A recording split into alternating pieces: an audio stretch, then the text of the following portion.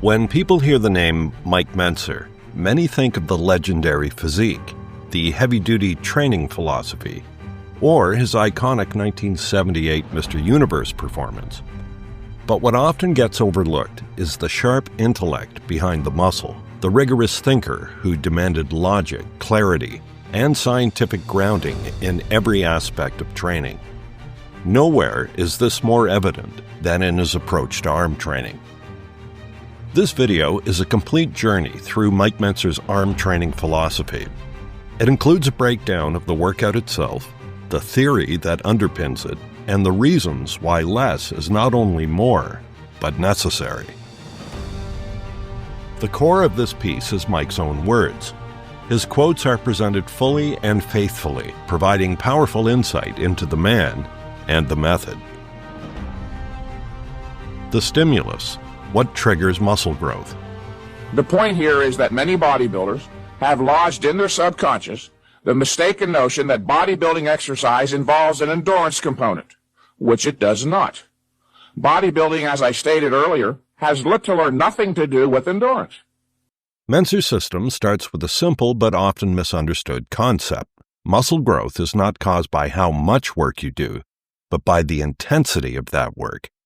Specifically, anaerobic exercise is geared to the development of strength, muscular size, and speed, and is properly defined as high-intensity, short-duration activity. It is that high intensity, not the number of sets or the duration of training, that activates the growth mechanism. To make his point clear, Mike gives us a vivid image. Let's assume that you, for instance, were capable of curling a 100-pound barbell for a maximum of 10 reps to failure. The first rep is easy, requiring minimal effort. But each successive rep gets harder. Only the final one, where your muscles scream, your body shakes, and you can barely complete the movement, reaches the 100% intensity of effort.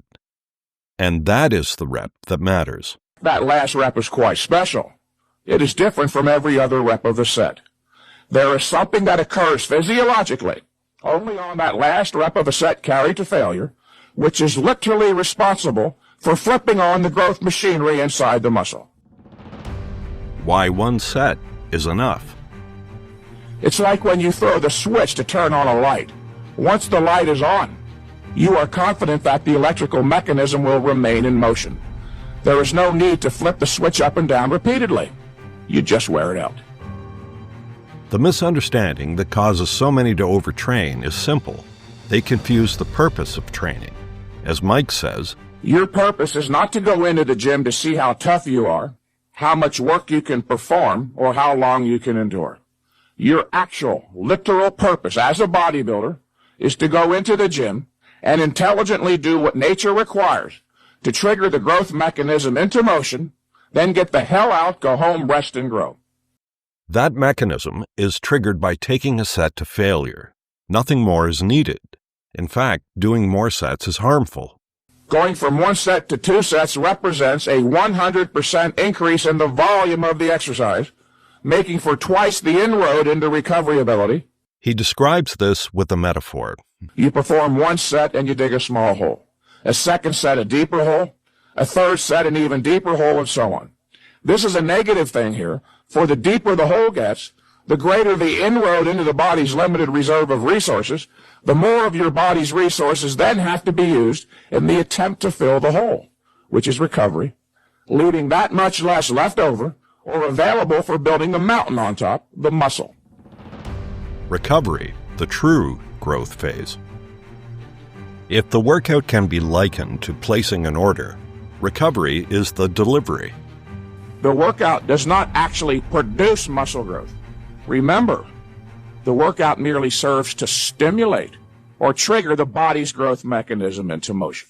It is the body itself, of course, which actually produces the growth, but only if left undisturbed during a sufficient rest period. You don't rest enough, you don't grow enough. True growth happens after the workout. Recovery is putting back what was there before, and growth is putting back more than was there before, i.e. overcompensating. And this cannot be rushed. Important here is the fact that the process of recovery alone may take up to several days or longer, to be completed before the body even has the opportunity to start producing the growth that the workout merely stimulated. Please note the distinction between growth stimulation and growth production. Training too soon short-circuits this process. And if the trainee works out again before the recovery process is completed, he will short-circuit the growth production process and merely start digging another hole. He even challenges the myth of decompensation after 4 days. I recall that many times I and numerous other bodybuilders of experience would remark, have you ever noticed that when you take a week or two layoff, that you always come back stronger? And every single one, without exception, replied, you know, now that you mention it, yes, I have noticed that after a week or two off, I always come back stronger. I finally realized that if one comes back stronger after a week or two layoff, then he didn't decompensate. That is, grow weaker and smaller. No, he in fact overcompensated, just the opposite. He got stronger and didn't lose anything. Well, if you don't atrophy or decompensate after up to 2 weeks of no training, how in the hell is it going to happen after 4 days? It won't. The workout. Mike Mentzer's arm routine. Mike's recommended arm training is simple, direct, and brutally effective. Each exercise is to be performed for 1 set to failure, no more. 1. Barbell curls, 6 to 10 reps. Exercise number 1 for arms is barbell curls, 6 to 10. 6 to 10 reps with barbell curls. And that is a straight bar, not an easy curl bar. Do straight bar barbell curls. Why a straight bar? Mike explains that the straight bar more directly stimulates the biceps. This is not just opinion, it's science. A study published in the Journal of Functional Morphology and Kinesiology in January 2023 confirmed his insight. Using surface electromyography, researchers found that a, quote, slight advantage in biceps brachii excitation appears when using the straight versus easy barbell.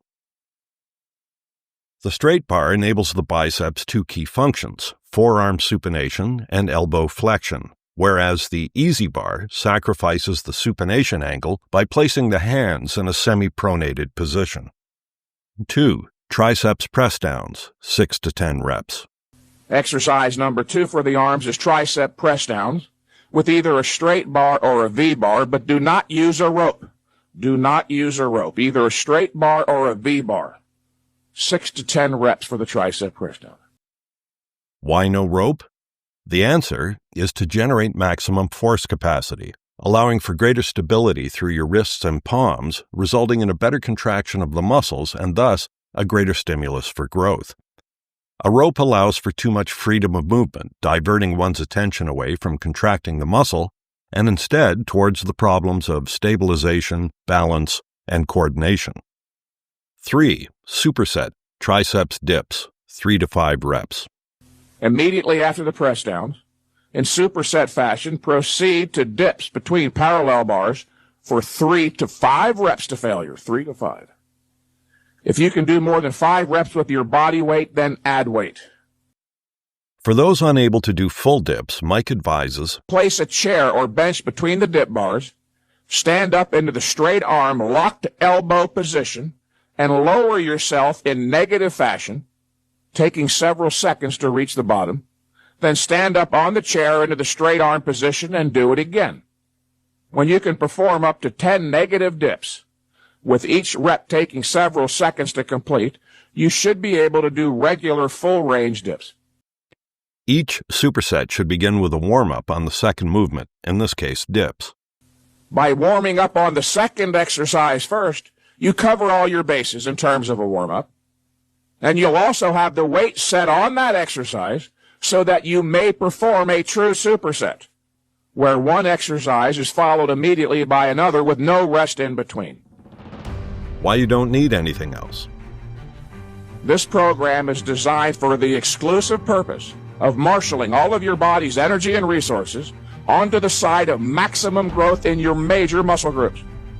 Any exercise you might add beyond what is listed here will merely subtract from maximum growth in the major muscle groups. Quite frequently, people question the simplicity of Mike's routines. He addresses that doubt directly.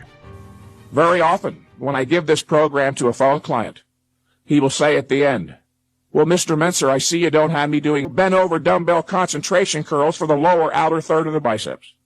And I respond, "Sir, but that is precisely how you were training before, and that is why you made no progress and were prompted to call me for counseling. You so burned yourself out with all those exercises, you dug so deep of a hole, your body never had the opportunity to recover from the merely exhaustive effects of the exercise, let alone grow." His advice? Build a 20-inch arm first, then worry about the details.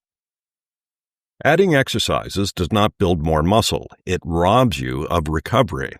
Remember, the issue of volume in anaerobic exercise is a negative factor. Your purpose is to do the precise amount of exercise required to stimulate growth, then get out of the gym, go home, rest, and grow. Final considerations, gauging progress, and getting started. One mistake Mike warns against is using the pump or soreness as metrics for progress. Don't make the mistake of gauging or evaluating the success of any one of these workouts by the standard of feeling, whether or not you get sore or achieve a pump. I see certain people who have been training at Gold's Gym in Venice, California for hours every day for years. If achieving a pump was a surefire indication that growth was stimulated, these people would have 28-inch arms by now, as they get pumped every time they work out. The pump, of course, is only temporary and does not indicate that growth was stimulated. And if getting sore was necessary, I never would have won a physique title, as I almost literally never got sore, usually only after a layoff. Instead, the true gauge of a successful workout is whether or not you're stronger the next time you perform that workout. He strongly recommends keeping a training journal. Finally, if you've been training hard before starting his routine, Mike offers this essential advice.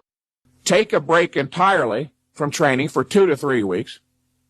Having been overtrained, you've made a deep, too deep, an inroad into your body's recovery ability. It is important that this inroad be overcome so that when you start with a properly conducted high-intensity routine, your body will have recovered all the biochemical resources necessary for optimal growth production. Conclusion: the wisdom of precision. In the world of bodybuilding, it's easy to get lost in volume, complexity, and hype. Mike Mentzer offers a beacon of clarity.